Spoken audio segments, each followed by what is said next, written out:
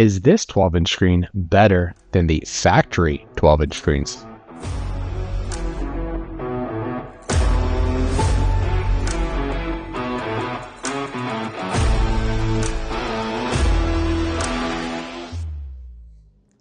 What's up everyone, and how's it going? On today's video, we're going to be installing and testing out the new Horizon 12 infotainment system from Stinger Solution. But today, we are not going to be installing it on the Harlequin. Instead, we're actually going to be installing it on this black 2023 392. This 392 is actually owned by one of my subscribers who actually reached out and asked me if I would install this unit on his Jeep. That means this is his unit, and he actually purchased it for about $1,900, which is fairly expensive, and to be honest, is the one reason I actually haven't gone ahead and purchased for myself to make a video on. This means today I get the opportunity to install this, test it out, and show you guys what it's all about without making the expensive costs to buy one. So super excited to see what this unit's all about, especially because the old height units had great success on the Jeep Wranglers, and I'm assuming the new Horizon line is just going to be as impressive. Our plan for today's video is to go ahead and unbox this to show you guys what this unit comes with and how the unit looks. Then we're going to go ahead and install it. And of course, while we're doing the install, we'll show you step by step how to do it for yourself. After we've got this unit installed, we're then going to take an in-depth look at all the features and functionality that the system has to offer. And then, of course, to wrap this video up, what we're going to do is give you guys our overall thoughts and opinions based on the install and our first impressions. So now that you know what we have planned for today's video, let's go ahead and unbox this unit. As you can see, we've got all the components laid out, and there are definitely a crap ton of components. It's going to be very interesting to see how we are going to get all of these in behind the dash, behind where the stock radio should go. So it's going to be very impressive to see how they all come together. One thing I want to mention is that the packaging for this unit was really professionally well done. You know, they use a custom cut foam that really keeps everything organized and safe. It gives you the confidence to know that even if you are shipping this box, that nothing will get damaged. What we're going to do now to kind of go through and explain what all of these components are, we're actually going to go ahead and kind of go one by one on the component page to explain what each piece is. So starting with number one, this is the display and monitor mounting bracket. That is this main unit right here. And I have to say, guys, when we opened this up, we were super impressed by it. Just the size of the screen, the craftsmanship of all the plastic molding, the vents, it's just really clean and super high end. So it's gonna be really nice to see how this ends up fitting in the dash and how it performs. So that's the main screen. The next part we have, number two, is the radio chassis. That is this unit right here. So this is basically kind of the brain, I think, or at least that's what I'm assuming. This is the brain for the system that actually goes behind this screen, and then everything is kind of going to plug into that main unit. So the brains. Then we have some mounting brackets. So the first one is our frame mounting bracket right here. This is number 3. This is designed to pretty much hold everything to the dash. So that's the main part there. With that, number 4 is actually going to be the radio module bracket, and that is these pieces here. So all of this is used to mount the radio chassis to the frame bracket and hold everything in place. So that's what that component is. The next one we have is number 5. Number 5 is the, I guess it's the HD camera retention bracket. So it's this bracket here that's actually going to hold this unit, and I'll explain that unit later, but this is basically the bracket for that. After that, we have number 6. Number 6 is your chime speaker. So that is this speaker right here. From what I've seen in these directions, this is designed to go underneath the steering wheel, and I guess it's a chime noise. We'll have to see what that ends up doing, but that is that. Next, we have number 7. Number 7 is our 7-inch USB port retention adapter. So number 7 is this one right here. So one thing I want to say with is all the units are labeled nicely, so that is something nice. So each of the manuals have the labels, but this is your USB retention system. So it's designed to make your factory USBs actually work with this new system. So that's number 7. Number 8. What do we have for number 8? It is radio replacement interface. So let's find number 8. Oh, that is this unit right here. So I guess this is one of those boxes that's an adapter of some kind. We'll have to see where that comes into place, but that is the larger box here. Then we're going into number 9. Number 9 is this one right here, which I mentioned is the one that's going to be using this bracket. This is your HD camera retention module. So that is going to be used to use your factory reverse cameras or front and back cameras. So whether you have front cameras or reverse, those are going to be used for that. Number 9, that was number 9, right? And number 10 is this small piece right here. This is your pack link interface module. So not sure what that is, but that's another little module that we're gonna have to plug in. Then we're gonna go, let's go over here. We'll see number 11. Number 11 is a 15-inch factory camera extension harness. So that is, where's number 11 on this images. Blind right now. Right here. So that is this little one right here. So I've kind of laid this out. So this is basically used to extend your rear cameras to make it work. So that's what we're going to use into the HD camera retention module. So that's one piece there. Next we have number 12, which is an HDMI cord. That's this one right here. So that's used also for your rear cameras to make that work. Then we have our canvas connection wire, or canvas connection harness. That's this one right here. So that's going to be used for the canvas. Then we get into our main harness part. This is the main harness that plugs into the factory ports. And then all these cords have different connections for other pieces. After that, we have our... Actually, we're going to jump away from the cords and we're going to head over to here, which is these felt pads. These are used to go around the factory vents, which are then going to give us the ability to mount that to and create a good seal and protect everything. So that is these felt pads that stick onto the dash. So we'll show you where those come into play. After that, we have number 16, which is our radio harness adapter. So this is the radio harness adapter. So that's going to be used somewhere.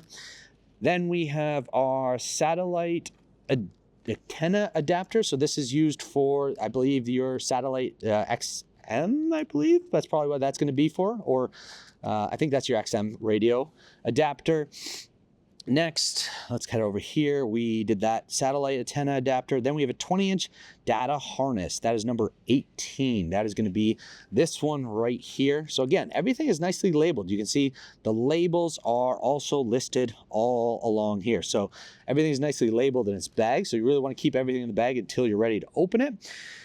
After that, we have our FM AM radio adapter. So that plugs into the radio and that goes in the connection. Then we have our 8-inch USB hub tension adapter. So that's another hub adapter. I think this one is for the front or the back, or, well, one of them is for the front and the back. So one of this or this unit is for front and back. I believe this one is going to be your back one that is in behind your center console. And then this one's going to be for the radio. So, or they work together. We'll have to find out. I'm kind of just guessing at this point. Then we have our 6-inch data harness. That's this one right here. So this is our data harness. So that's another part. Lots of wires. Next, we have our 22 is our GPS antenna. So that's this one right here. So this is an aftermarket GPS antenna. So you can't use your factory GPS antenna. So this is going to be what you're going to run wires to and get that to work. Then we finished, we're getting close to the end. We have 23, which is this one right here, which is your 16-pin audio video harness. So that's going to do something with video. We'll have to see what that is. Then we have 24, which is a 14-pin SWC CAN UR cable. So a lot of things on that cable, but that is that part. The last cable we have is a 12-inch audio preamp line out harness. So that is possibly going to be for some additional audio settings if you're going to be adding additional audio. So we'll have to see where that comes into play. Then we're now down to the last two items on this list. First, 2026, which is a simple cloth right here. And then we have 27, which is your antenna mounting plate, not shown in the photos, but I believe that is this piece right here. So you can see there are a lot of components, and what we're going to do now is start the first steps of the install.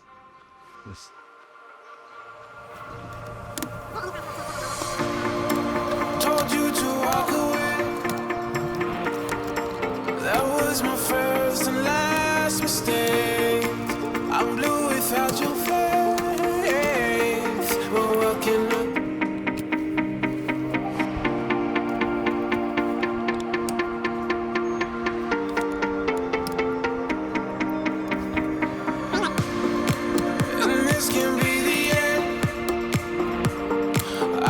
Settle for being your friend. Our broken bond is not too late to mend. But what can I do? 'Cause I'm just a sinking ship, and you're just a pair of lips that I've lost in the moment. All I want is for you to come back. Now I'm cold.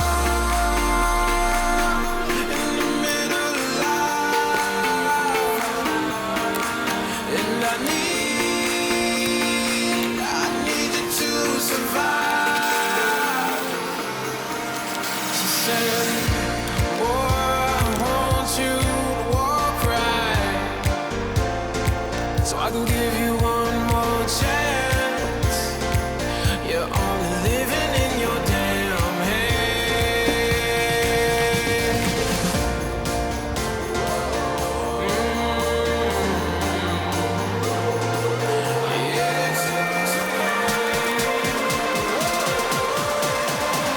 Without you by my side, I can't survive.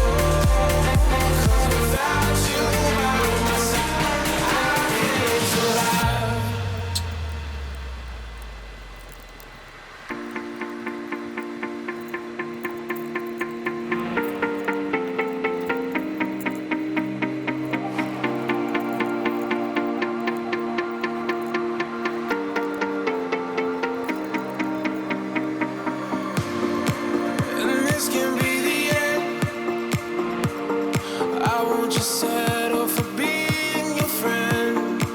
Our broken bond is not too late to mend. But what can I do? 'Cause I'm just a sinking ship, and you're just a pair of lips that I've lost in the moment. All I want is for you to come back. Now I'm cold.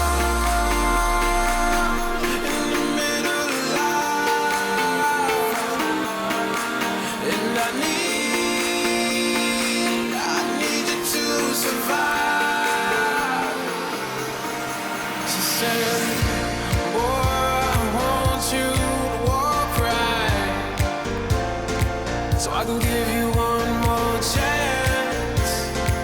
You're only living in your damn head.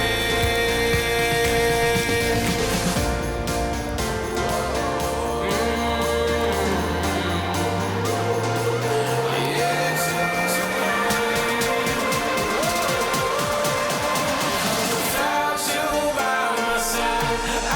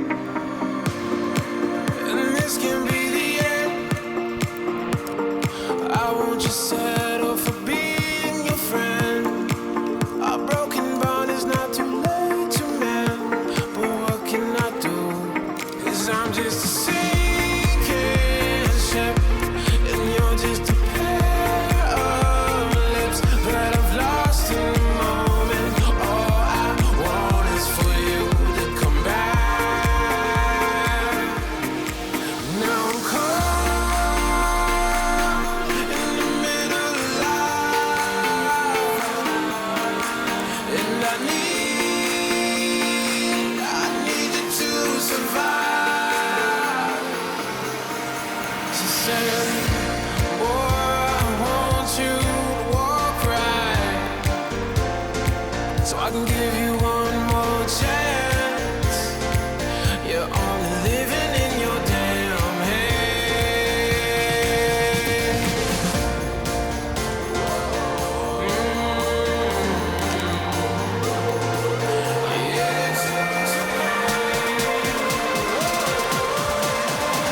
Without you by my side, I can't survive.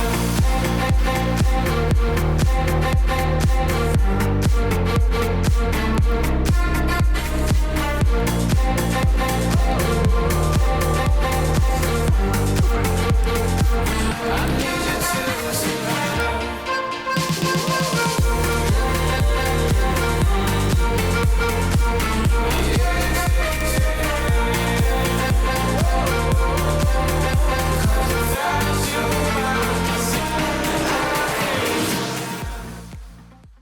As you can see, we have completed the installation and the unit is functioning. I know it's functioning because I did test it out before closing everything up. Before we go ahead and show you guys the features and functionalities of this unit, I want to go ahead and give you guys a little bit of my review of the installation. The reason is because there's a few little points that I want to mention about this. So for the installation, what I was doing was actually following the Stinger Solutions video that they have posted for this product online. That video is a good video. They do show a lot of the details, but unfortunately, I did notice they were missing a few key points. Luckily, because I do have experience installing radios like this, I was kind of able to figure it out. And to be honest, figuring it out wasn't that hard because if you're missing a plug, all you had to do was simply plug it into the one that it fits into. Luckily, with all of these units, they tend to make every plug a little different, so that it's pretty clear on which ones goes in where. When I was doing this, and I did run into that problem, I did go ahead and check the user manual. And one thing I'll say about the user manual is it did not miss any details. So the user manual has all the information. So if you are doing this installation for the first time and don't have experience with these radios, I highly recommend that you fully read the user manual and use that to follow. Their video is great. It does show you the details visually on where to plug things, but again, it was missing a few key elements. And then referring to their video, in their video, they actually have a few tips that they recommend. Some of them are good, but some of them I actually think are not the best directions. For example, one of the directions they had was when you were connecting all the wires to the main radio unit, they were suggesting that you push all the wires to the back. This, in theory, is a good idea, but when you go to install the unit, having all those wires at the back makes it very difficult to get the unit in because all those wires are kind of in the space you need to put it. So what I did in my video, and what I think I would suggest for anybody, is when you are doing this, pull all the wires to the front, then insert the item, secure it in place, and then insert all the wires. This was a lot easier to do than trying to shove everything in while everything's in the back. Also, while doing this, what you can do is for any of the wires that aren't connected to the unit at the back, for example, the in-light wiring harness or the aftermarket audio system, you can actually leave those at the front and then insert them last so that they're easily accessible so that you can add things in the future. All you would have to do is simply remove the screen and those wires are going to be sitting at the front instead of being slammed in behind all the wires.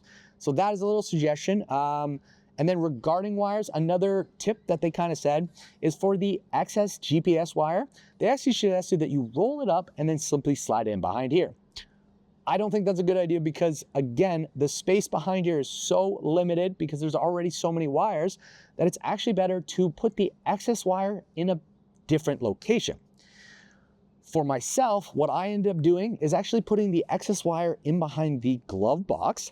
But the reason I did that is because we actually mounted the GPS unit in a different location than they suggested.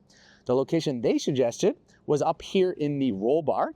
But for us, that was going to mean having to disconnect all the panels all the way around, run the wires.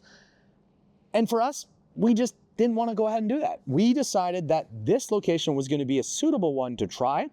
If we have issues in the future with it, we'll obviously change it. But for now, we're going to give this a shot. And because I ended up putting that, we were able to put the access wire here. Another set of wires that we also put behind the glove box were the extra canvas wire. Again, we just didn't want to have extra wires in behind here that didn't need it, so we put as much as we could in behind the glove box. So those are the issues I ran into the wiring harness. Another two issues that I ran into about the installation were regarding the felt pads. After I put the felt pads in, following the directions in the video, the felt pads were actually showing on the sides.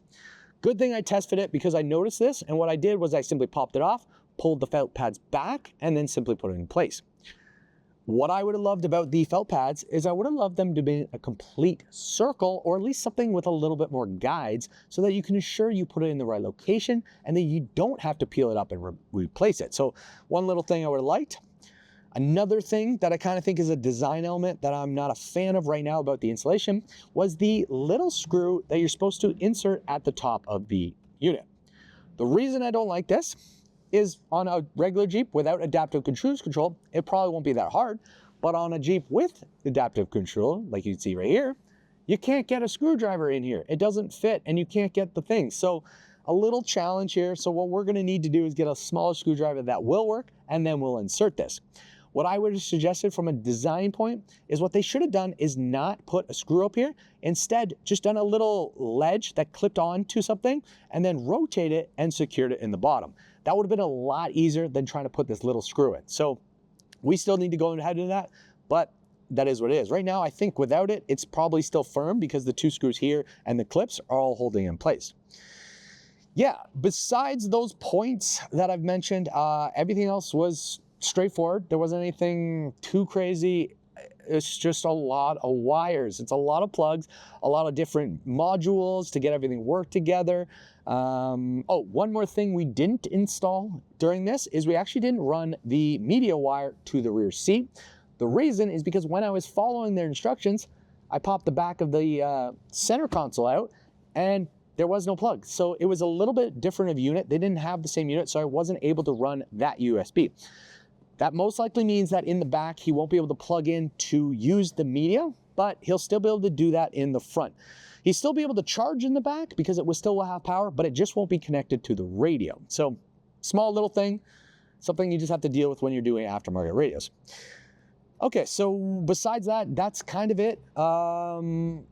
At this point, what we can go ahead and do is fire this up and check out its features and functionality.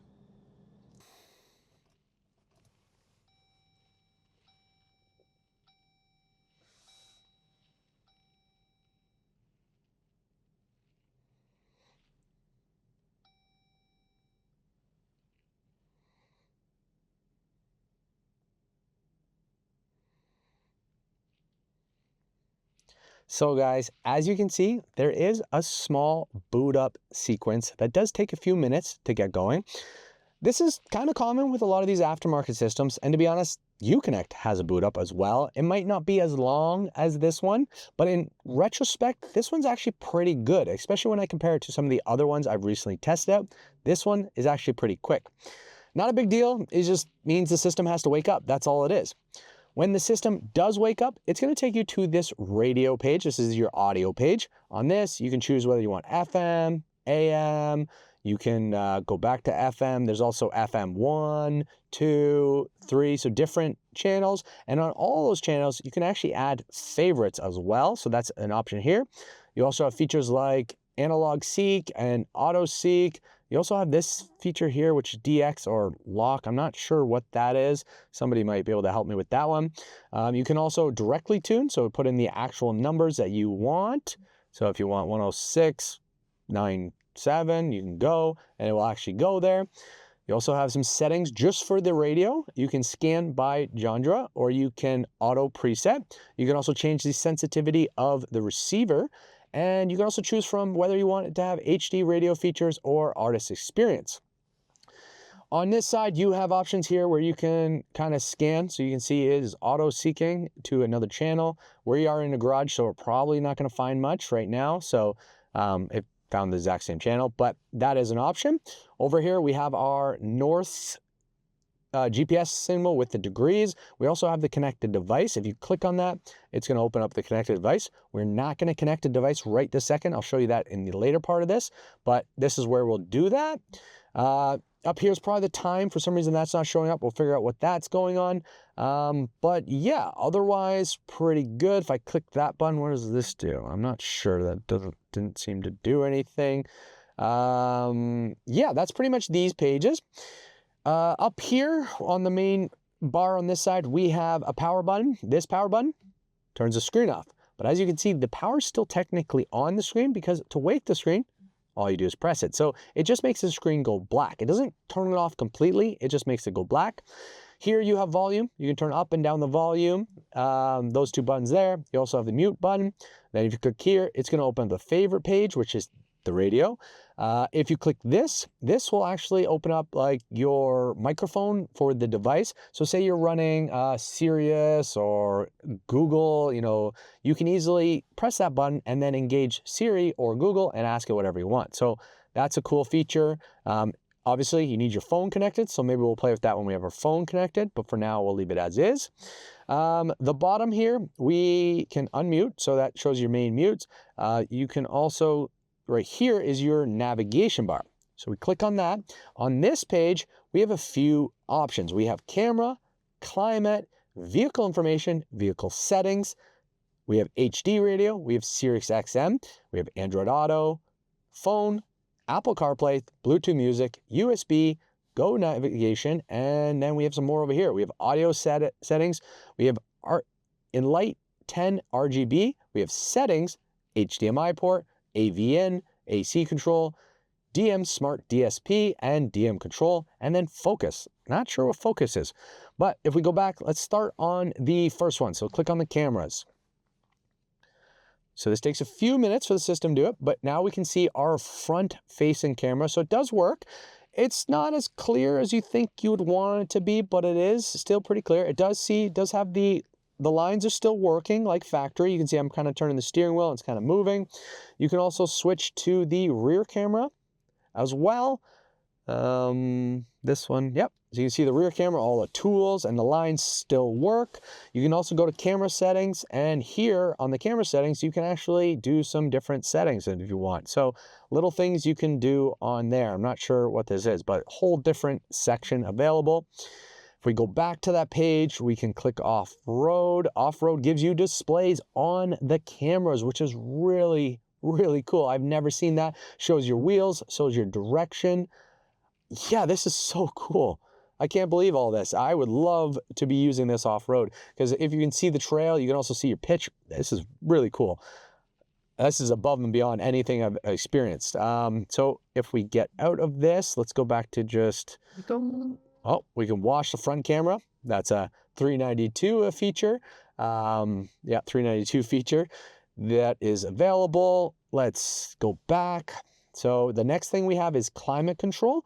So for this, we're actually going to probably have to turn on the vehicle, I believe. No, we can actually run it without. So on here, we have all our temperatures. Let's turn that down.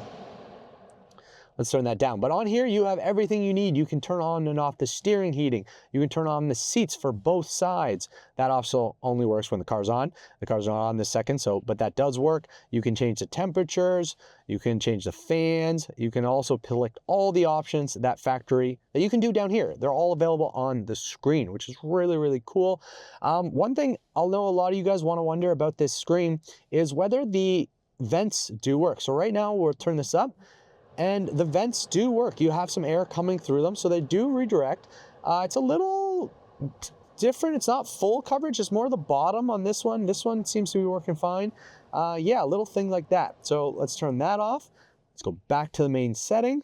From here, we have vehicle information. On this page, we have vehicle information for the tires, so we can see all the tires. You can go and recolor things. You can see cameras, auto four-wheel drive, lots of things. Gauges. Car's not on, so this is only going to display certain things, but it's showing you the temperature of the intake, voltage, lots of good details here. Performance, you can see the RPMs. Nothing's on, so nothing's going to be reading, but everything does function. Off-road, we can see our tilt, our roll, our pitch, our headings, altitude. Yeah, all the information's there. Drivetrain, we can see the drivetrain, whether we got our front differentials locked. We can see if our transfer case is in auto. Right now it's auto, whether you're full, so whether your sway bar is connected, and your tire angles. Then here we have our user settings. So this is where you can play with some settings, the scan to a warning, low price. You can actually change your tire pressure on this screen, so you don't need a taser. You can actually do it in here. That's really cool. Precision for your GPS, little things you can change. If we go back here, we can then check out vehicle settings. We can check out, everything that's on the vehicle. Same things that you get in your factory unit. You have your language units, cameras, driving assist, mirrors, wipers, everything. Nothing different than what you get in factory. So it's really nice that it maintains factory quality settings. Then we got HD radio. We've already done that. We got Sirius XM. Unfortunately, we click on that. It tends to it, but it has check tuner. The reason is because we didn't acquire the Sirius tuner that you do need for this unit. So if you get that, it will set everything up. He's actually going to end up buying that, so maybe we'll add a video where we show that, but that is something else you have to add. If we go back to the settings, we have Android Auto. We'll check that when we connect our phone, and then we have phone, then we have Bluetooth, USB. If you want to plug a USB into your media port, you can do that. iGo, that's their offline off-road maps. So what you need to do is get the memory stick that iGo offers, and you're going to plug it into the system, and then you can have GPS while being offline. Really good if you're on the trails. So if we go over here, let's check out the audio settings. So in the audio settings, we have a full range of adjustability here. We can change things around. We can choose where we want the bass and the phones come out. We can change our loudness, battery voltage, phases. We have the equalizer where we can go in and fine tune everything. There is crossover settings, but I'm assuming you have to have a crossover plugged in this. Presets, so you have all your presets. You have advanced settings where you can go in and change default, gain source, lots of audio things. If you're an audio person, you definitely have the control to set the system up the way you want.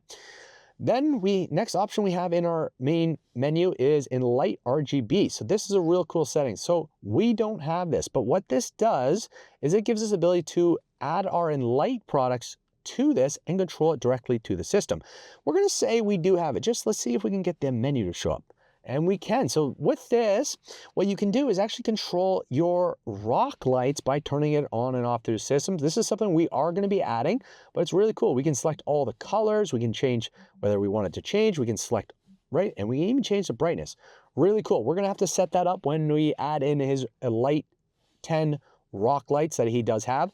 It's really cool that you can actually control it from this screen. Next thing we have is settings. So this is the system settings. So there's a lot of things in here. So you can change whether you want it to make noises like it's doing right now every time you click something. You can change it to medium. You can also go ahead and change your clock. This is something I was looking at. So it's waiting for a GPS time. We're in a garage, so it's not showing up. But once it gets a GPS, it will connect and put the time up in the top corner. So that's why that's not showing up. We have our compass that shows there. If we turn it off, it gets rid of it. If we put it back on, it will put the north back. Magnet widgets or manage widgets, my bad. We actually have an option here to play with all the widgets and add things. So lots of cool features, microphone gain, features in there, system language, you can pick your language and you can load defects. And we have display where we can change the brightness, the system highlights, facing colors, lots of things you can play with here. Cameras, you can put the audio and you can choose that. Users, you can actually create users. Devices, this is where we add phones. And then installer, we're not gonna do anything there. So let's go back on that. Yeah, lots of cool settings just in the settings. We then have the option to add an HDMI port into the back things. You will need a cord to do that. So you have to run a cord into the back of the unit and then run that out. So you have a female cord. We have AV in as well. We have accessory controls. This is a whole thing for different relay switches that you can also add. DM Smart, I'm not sure what this is. I have no clue what that is. So we're not going to click that because I don't want to mess anything up. But we have DM Smart DS and DM controls. We also have Focus. Focus is, yeah, not sure what this is. Maybe this is not sure what focus is. Focus is, I don't know, maybe it's something that helps you with driving. That someone's going to have to help me with. So that's all the settings of the main features. What we want to do now is connect our device. So to connect device, we're just going to hit add device. We're then going to get our phone up. So we'll get our phone up. We'll hit Bluetooth. We'll pair new device. We'll start the process. It should find our device. So it's got my Pixel Pro 7. We click that. It's going to initiate something on my phone. We're going to, retry. Apparently it failed. So let's have it retry. So forget device. Let's try forget device. Let's try retry. Yep, that was just because I did have it connected at one point, but I wanted to have it. So let's confirm. So we are connecting. Once on this screen, it gives you the option to run it as just a Bluetooth for Bluetooth music, or you can go to Android Auto. If you have an iPhone, that's going to say Apple CarPlay. For us, it's Android Auto, so let's click that. So what's really cool about this system is it has wireless Android Auto and Apple CarPlay. This is a great feature that I know a lot of people were looking for, especially if you had the older generation Jeeps. And once it loads up, it's exactly wireless Android. It's everything an Android would have. You know, you have your Waze app. That's what I use here. So it's got all my features, it's got my temperature, my music. It's got the music that's playing. Down here, you can click on the navigation for, or the menu for Android Auto. You can also go back. You can click on music. Really clean. I'm really impressed by this. I really like the quality of the image. Everything's super crisp. If you want to go back to the radio or favorites, all you do is click the favorites. Really cool, really easy. If you want to get back to Android Auto, hit the menu, click Android Auto, and you're good to go. Overall, very impressive, guys. I hope you guys got a good understanding of what this system can do. As I said, there's a few things I didn't check out. One thing I want to check out for you guys is I want to throw this into Drive and show you the reverse, because I know a lot of people have concerns about that. So you can see the screen actually went dark because the vehicle's on and the auto headlights went engaged. If we put it into reverse, we can see our off-road pages. Right now we have off-road. Let's turn off those off-road pages. But we have our reverse and the pieces work. The image is not bad. It is a little bit pixelated, but that's what happens when you're using these stock cameras and taking the image quality from the analog system and bringing it into a digital system. You're always with a slight difference. It's not as clean as factory. And again, you can switch to the front, and I'll show you guys here the front and the fact that the lines move as well. And if we throw on the off-road pages, we could probably even see all of those other features as well. So we can see the wheels turning, which is really cool. We can see our angles. We can see our pitch and roll. Yeah, really, really impressive. So now that we've taken a look at the features, let's go and I'll give you guys my overall thoughts and opinions about this. Okay, guys, at this time, I hope you have a good understanding of what the system has to offer. Overall, in my opinion, this system is definitely packed full of features and is one of the best systems I've ever used. And I've only been using it for a couple hours, but I have to say that some of the features in this I have never seen before, and I think they're very useful for anybody who's using a Jeep.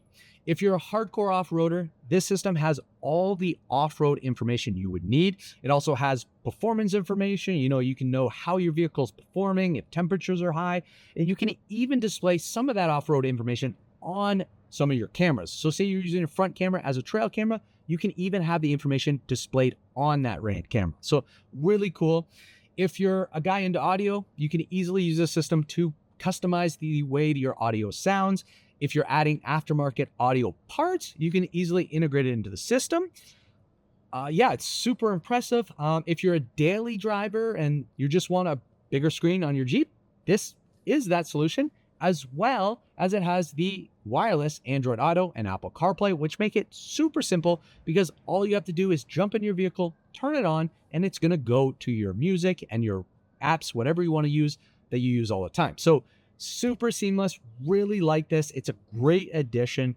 One thing I would say about the UI too is that even though this is packed full of features, everything is super easy and easy to use. They haven't overcomplicated things. You know, some of the other units I've used, they have too many different settings sections and features and then different pages, where this is just straightforward and makes it just straightforward and easy to use. So really like it. Yeah, I don't really have much more to say about the performance. It exceeds my expectation in terms of its features. In terms of the product, my overall thoughts and opinions of this is, the design of it, the look of it, the features, the functions, all make it a really good product. I would 100% recommend this to anybody who's looking to add a system to their Jeep. And to be honest, I have the Tesla style screen right now, which is the vertical 12-inch, and I would actually switch to this any day. This just looks way better, functions way better, and also, I got nothing else to say. One thing I know a lot of you might be concerned about is these vents, and I tested them out. It was one thing I tested out, and they seem to work. The only thing worth mentioning is that they don't close all the way because of the way they're designed, but they do direct the thing. So even though you're giving up those two vents that are behind, it still is able to project the temperature out that you need. So it doesn't really affect it, just changes it slightly. Overall, guys, again, highly recommend this product. I will put a link below for this item. If you are interested in it, make sure to check out that link and pick one up today. I wish I had a discount code, but again, this video was not sponsored by Stinger Solutions. This was just something I am doing for a subscriber of the channel. We will most likely be doing some more things where we add some Enlight products. I'm not sure if we'll film those, but yeah, I can't wait to see how he ends up using this and how he expands on it. If you have any questions or comments, feel free to post them below. As usual, please make sure to like, subscribe, and share. Keep evolving, and we'll see you guys on the next video.